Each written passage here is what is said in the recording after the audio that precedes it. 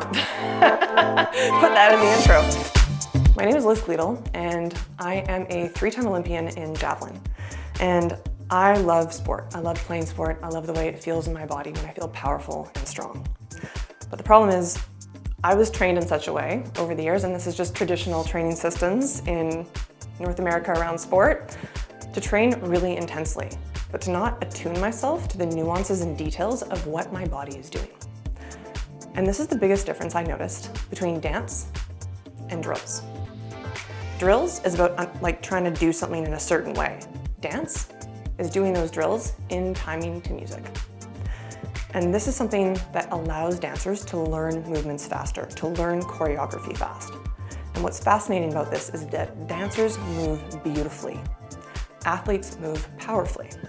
And when you combine them together, when you combine the basic skills of both, you get incredible moving athletes or incredible moving dancers and incredible moving people. But here's the thing about dance. It feels really inaccessible. It feels really scary to people. It feels like everybody's watching me and I'm gonna look stupid and then I'm gonna be ostracized. But the most basic thing that you need to do to participate in dance and not feel foolish is simply learn how to hit a beat. It is to bounce to a rhythm. So, it's to bounce to a rhythm. That is when you know you are participating in dance. So I'm going to teach you a couple of things today that are the basics of dance. I'm going to teach you how to bounce, which is understanding how to organize your body relative to gravity and how to develop a relationship with gravity and rhythm of music. The next thing we're going to go through is how to groove a movement, which is basically how to learn a movement and how to clean it up and how to make it so that you feel very confident in that movement, and how that allows us to actually translate into the weight room, into the field of play, or into any other aspect of your life that feels sporty or movement-based. And then last, we're gonna do the movement that helps everybody's back feel better. You're gonna learn how to move your hips in a circle, and you're going to learn how to actually move energy up your spine. Because when we move our hips in a circle and we add a circular bounce, it creates a spiral. And this is how the body actually transfers energy from one place to the other in a healthy way. It's that thing that allows you to actually find the connection that everybody tells you to feel for in exercises, but feels so elusive. So let's get after it. All right, so to start this off, you're gonna start with a basic bounce. You're just going down and coming back up again. And what you're gonna notice is that the energy is actually climbing up your body and coming over top. So it's actually this feeling of this little loop being created over and over again. And you can even let your head bob a little, because I want you to feel the energy coming from the ground up your spine into your head and then waving over top. So as you're moving to this, you're gonna notice it's hard to pay attention when your eyes are open. So close your eyes.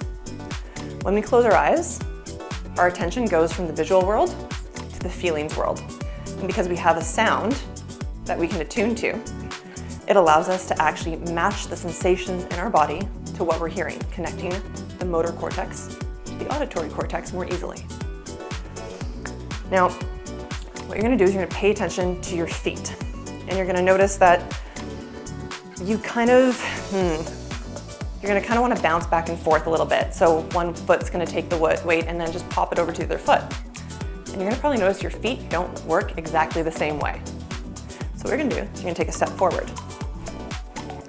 You're gonna put most of your weight on your front foot. And from the side, what happens is 80 or 90% is here. I could lift this up, but I can weight myself back into it a little bit. And from here, I bounce on this knee. You put all of your attention into this front foot. And you find a place where you feel like you are just pushing energy into the ground and pulling it back up your body. And you should be able to answer this question. Can I jump? So bouncing is what helps us create energy upward, and you can bounce more and more and still be connected to the earth, but the moment your foot actually leaves the ground, then you're jumping.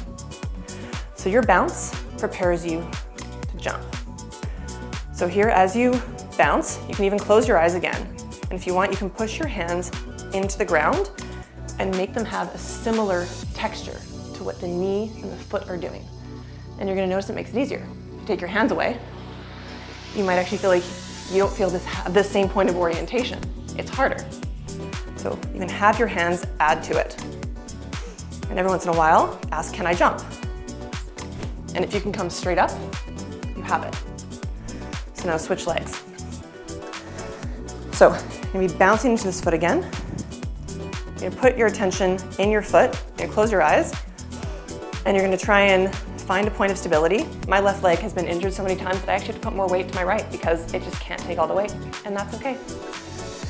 And as you bounce, you find basically how to organize yourself over your foot, and you ask yourself, can I bounce? Can I jump? Ask yourself, can I jump? And then just go back to feeling the rhythm. And once you have this, you can go back to 2 feet. And maybe you want to go a little wider. Maybe you want to go narrow. It doesn't matter, it's all a game. So as you're bouncing, you can bounce back and forth. And what happens is that when you close your eyes, you start feeling shapes in your body. And right now, you'll even see my hands. My hands are doing the shape of how my weight is coming up and coming down. And I'm actually seeing this pattern of this bouncing inverted U. And it helps me actually feel into my glutes working and popping to the other side. And if you want to, you can make this even harder. You can get down here and you can bounce low and you can bounce back and forth. And it's almost gonna look like maybe skating or hockey or just going down a field and eventually bouncing and bursting, because now you're setting yourselves up for clean movement patterns. Another thing that's incredibly helpful is getting feedback from an object to tell you how clean your bounce is. Rope flow has started becoming incredibly popular, but what I love it for is finding rhythm. So you get a rope to a length where you feel like you can make a circle. You'll notice my wrist is doing the bounce.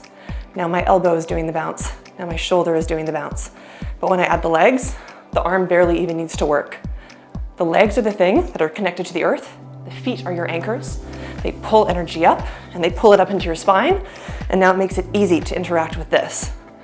And so now when I close my eyes and I really focus on getting this bounce, and then I put my attention into the end of this rope, because I can actually feel the entirety of the rope, including the end of the rope, and I can feel how smooth it is. And when it's smooth, it means that you have a clean bounce. Another thing that we can play with. The other thing we can do is swap out something elastic that acts like a rope. And what this does is it imitates the tissue in our body.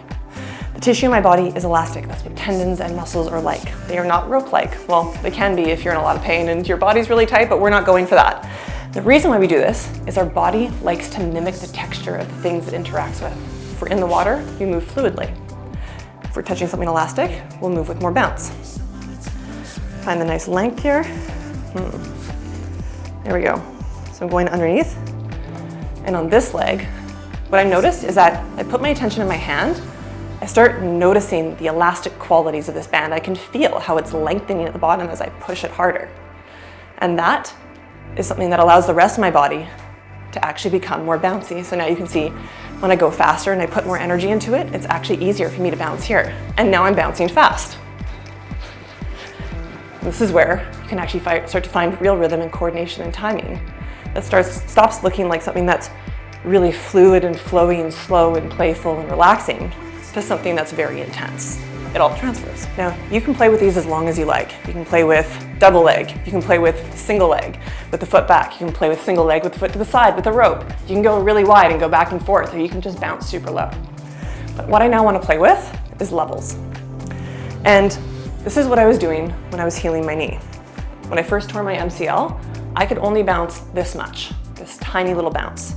But it was everything I needed just to feel my knee solid, just to feel it connected to my foot, just to feel it to connect to my hip when I asked, can I jump? So what you're gonna do now is you're gonna play with your range and your capacity. So as you go into one leg and you're bouncing, start noticing if you can go same range, but a little lower. And then maybe same range, but a little bit lower. You'll notice my heels now come off the ground. Or you can even go same range and a little lower. If you can do this, I'm impressed with you. You can also come all the way up. So now I'm doing these nice big bounces. And I'm letting my body move with it. I'm not forcing it to be sharp. I'm allowing it to be circular because I'm just trying to figure out how to generate energy into the ground and reverberate it with an elastic quality. Another thing we can move into, away from single leg and double leg, is to move into getting low with two legs. So this is actually a precursor to going like this.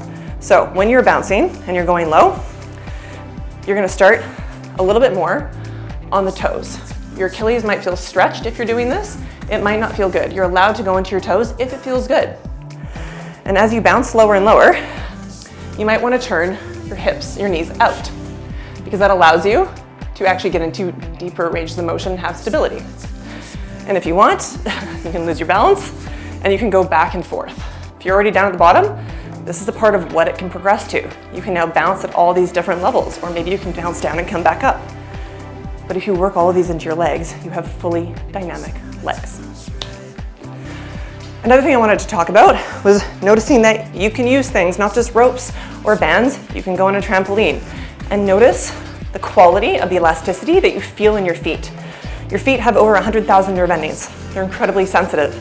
And the point is that they're supposed to orient you to whatever it is you're standing on. So if you have the capacity to be on a bouncy trampoline, go attention and pay attention to it.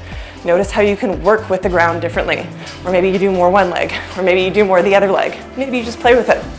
The idea is you're pulling energy up your spine and you're getting help from something that's already elastic. The other thing is many people have been wearing shoes their whole lives, and maybe you've had Achilles issues like me, or you've had a million ankle sprains. Having shoes that give you a little bit of bounce back is not cheating. It's working with where you're at. And it's incredibly fun. So you can do all these exercises the exact same way as before, and you can have the support of a shoe.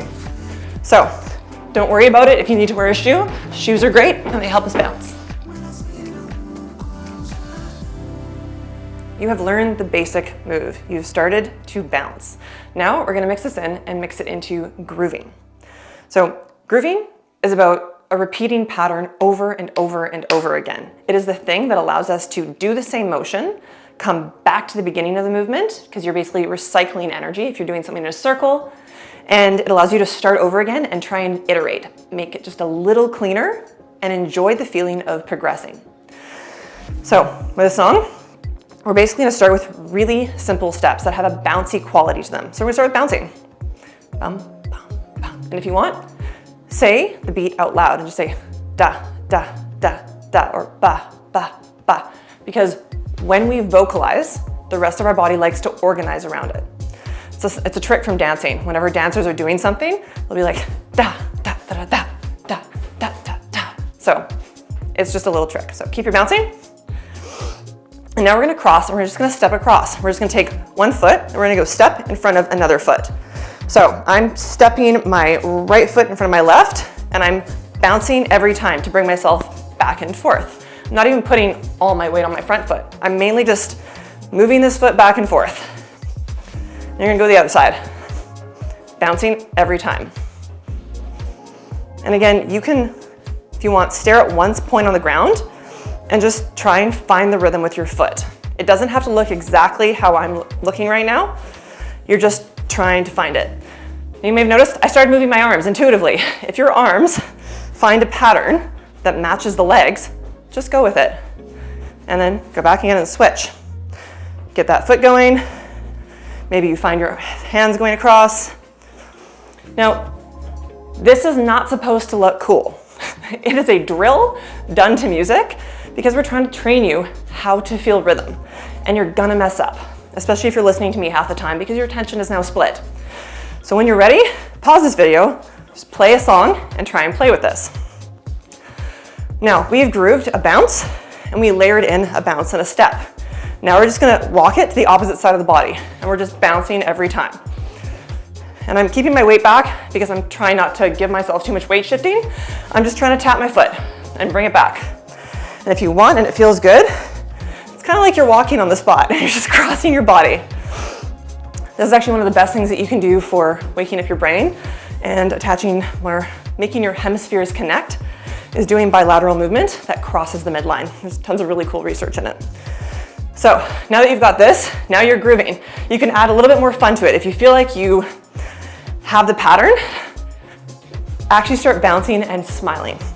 So if you watch my other video, The Body Blueprint, I talk about how facial expressions really organize the rest of our body. Happy people move with a bounce in their step.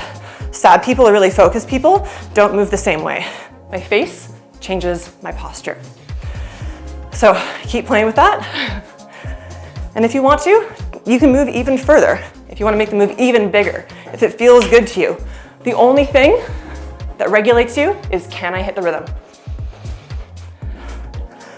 Oh, all right, so that is just a small example of groove. You can do this a million different ways, and you can do it with any dance step. You can step behind you, and you can just step one foot over and over and over again. The simpler you make this, the cleaner and faster you'll be able to move. The biggest lesson that I got from groove class, though, was that I really got to pay attention to the music. I really got to pay attention to the rhythm and to really sit in it, allow this really simple movement to happen and to let my whole body match the rhythm of the song. And when I started doing that, I realized a lot of people don't know how to listen to music in order to dance. We're not told, just pay attention to the music, spend some time with it, just bounce, and then from there, it's easier to find dance moves because the rhythm is baked into your nervous system because you've actually spent some time with it. Dancing is not about being in a rush. It's about being attuned to music around you, attuned to an external source. So I go through this dance class and I have the best time. And by the end of it, I feel like I'm high walking out of the class. And I realized there was another really important factor. And it was something that I think read in a book a couple of years ago. And it's that when we move in time with other people, when we match a beat exactly with them, when we're doing the exact same movement, our mirror neurons fire. We say, this person is doing the exact same thing that I'm doing, which means we have an understanding between us. That's what dance does. It connects people. And I was with all these other people in this class that I didn't know except for this one person. And I remember feeling this elated moment when me and my friend were doing the exact same movement, the exact same way, in time and in sync. So when you apply the idea that when you start bouncing and hitting music, you get a dopamine boost. And then on top of it, you get this huge oxytocin boost from timing it with other people. This is when the movement not only becomes addictive, but it becomes safe and it bonds you to other people, which is exactly what makes team chemistry. Now you've learned how to bounce and how to groove. And now we're gonna add one more really important foundational dance concept. When we bounce, it looks like we're going up and down, but what's actually happening is that we're creating this oval of energy around our body when we bounce. It's kind of this over top thing. I'm sending the energy up and it's coming back down again. So we are creating an oval. And this is really interesting because the human body actually moves in circles, in waves, and in spirals. And we think that when we study kinesiology textbooks or we go to the doctor's office and we see joint angles, we think this is how the body moves because that is how we've learned to relate to it. But that's thinking in a two-dimensional model. The human body, even if this arm comes up, has a component of twisting to make it easier or to make it harder. The same thing applies to every single joint in your body. They have a circular element to them, all of them, and that even comes down into the hips. Hips are a sensitive area for a lot of people because they are where our sexual organs are. And we associate people with moving their hips as having a lot of sexual energy or trying to seduce somebody. But the reality is, again, hips just move in a circle. So part of this is about destigmatizing moving your hips as an athlete and allowing you to do this. And so this is why I suggest when you do this class, you do it in a room by yourself, closed eyes, music on, and darkness. Because we don't want you to feel afraid in any way of someone else judging you, or of you judging yourself, or you worrying about what it looks like. What really matters about this is what it feels like. Your hips are where the majority of your power comes from. It's got the big muscles. It's connected to your core. It's a thing that allows you to run. It's what allows us to work the ground. And what makes you really strong and athletic. And when you actually learn how to move your hips well, you can transfer energy through your body. And it makes you basically more of a weapon. It's kind of like when you get this under control, it's like having a vehicle with 4-wheel drive instead of 2. You actually understand how to work the road, where to put the energy, and you become a high-performing vehicle. On to the last one, where we'll be learning how to do hip circles. Now, there's many ways to do hip circles, and the classic one that you see at gym class is this. So let's start with something that we already know. You're just trying to move your hips in a circle. Now, when you're doing this, I want you to notice something. Look down at your hips and notice how you can see the shape that you are drawing. Now I want you to close your eyes and I want you to feel the shape. And I want you to notice the shape of the circle. You're gonna pay attention to it. You're gonna notice where there's a sticky point. And you're gonna say, okay, it's a little stuck there. Where does it feel good? And you're gonna map it a few times. And you're gonna go the other direction. And you're just gonna again notice, where does this feel stuck? Where does this feel sticky? And you're not gonna feel bad about it. This is you mapping your body. That was the point of this. We're trying to be aware of what needs some love, what needs some attention. So now, in this circle, you're gonna find that sticky point.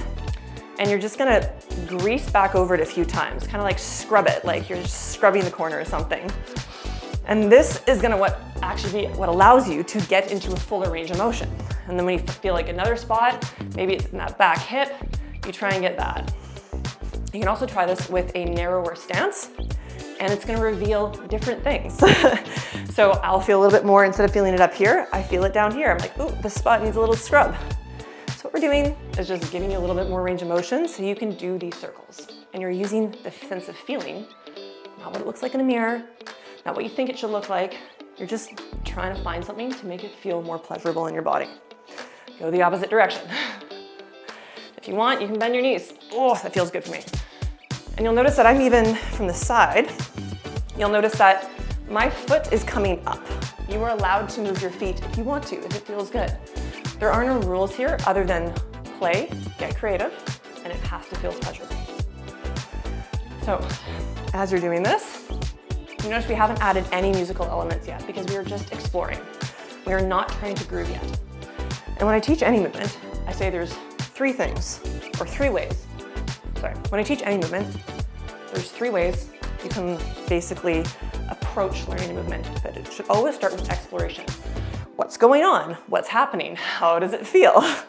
Two is groove. And groove is, let's find a rhythm. Let's find the pattern and perfect it. And challenge is, I want to try and make this harder. I want to do it faster. I want to do it with a bigger range of motion, with a smaller range of motion. And so you can play with all of these different things. Basic hip movements. Now I'm going to ask you to pay attention to where they're coming from. So we're going to try a tiny hip circle, and you're going to try and see if you can draw basically like you pretend like you have a light shining out the bottom of your body, and you're trying to draw a little circle, a very small circle. And you're just going to try and do it from your pelvis. So what you do is you put your hands on your hips and you say, I'm moving from here. And you try and direct that movement. And you're just trying to see how much control you have. And if you close your eyes, you're gonna notice that your hips, especially if your feet are hip width apart, you'll notice that your hips are going over the edges of your feet. And you're gonna notice that the edges of your feet, then your toes, then the other toes, then the other edge of the feet, then the heels are the things that your weight is going into. And then you can move your hips and either pay attention to the edge of the hips, pay attention to the edge of the feet, and go back and forth with your attention. Then you're gonna put your hands on your rib cage, and you're gonna allow yourself to move all the way from this point. So now we've got a different point of orientation, kind of like we've got a string and the ball is rotating around. And you're gonna notice how you have more range of motion because it's not just the hips, it's the spine that's helping the hips. And then we're gonna go from up here, and we're gonna let ourselves move. So it's kind of like the head is really the point of orientation, and the shoulders and the hips are allowed to move around with it. We're just trying to see how big we can make the circle. So now you've played with all of these ranges of motion. You can do this again, tiny little movements here, medium movements here, larger movements here. They're all really good options. So as we go from here, what we're gonna do is we're gonna add an accent point. This was the hottest tip I've ever received from a dancer with how to make something go from simply being a movement to making it be a dance move. How do you hit a beat with a circle? It's not the same as when you hit the ground and you have to go back up the other direction. That has a very defined point. This is called an accent. So it means when you're doing a circle with a hip, there's a point where you push hard into the circle and you accelerate it at the same point every time. So around here, I'm starting to push, and it looks like I'm hitting the beat over and over and over again. And that's what makes something look like a dance move. So you can do this. If you can do this fast, awesome. It took me a while to do it. But this is when it actually starts to feel really pleasurable in your body. At first, we're just greasing you up. We're making the body feel juicy. We're making the spine feel good. We're trying to just get things moving. And then we're actually moving into the circles. That being said, I made it my own thing because nobody owns a hip circle. And I don't teach how to whine because that is a traditional move from a different part of the world, from a different culture that I'm not a part of. What I want to go through today is learning how to move our hips when we feel scared to move them, and finding ways that feel safe and feel pleasurable and feel easy, and help you find the circle patterns in your hips that they are actually designed to do, so that you can apply them in ways that actually apply to your life, to your sport, and in ways that make you feel alive and good about your body.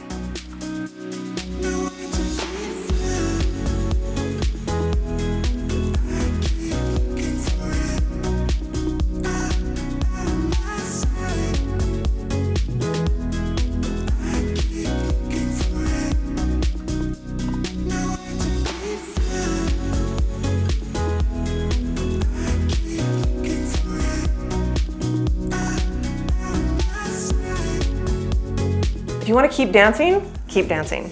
You'll notice that you can return to any of these movements at any time. If you like to bounce, bounce. If you like to move your hips in a circle, move your hips in a circle. If you like to move your feet back and forth, do it. Nothing is off the table. It's all about what feels good in your body. And I'd like to leave you with this last note. When something feels good or something feels exciting to you, that's your body telling you, go and do it. It is your intuition recognizing a pattern. Because intuition is just the mind recognizing something that we can't quite understand why it's important, we can just feel it's important. And with movement and with exploration, that's exactly what we're trying to do. We're trying to get you out of the box of thinking you have to do all of these things in this specific order, in this specific way, and we're getting you to trust what you physically feel. So, thanks for hanging out, thanks for dancing with me. Check out the playlist below and enjoy.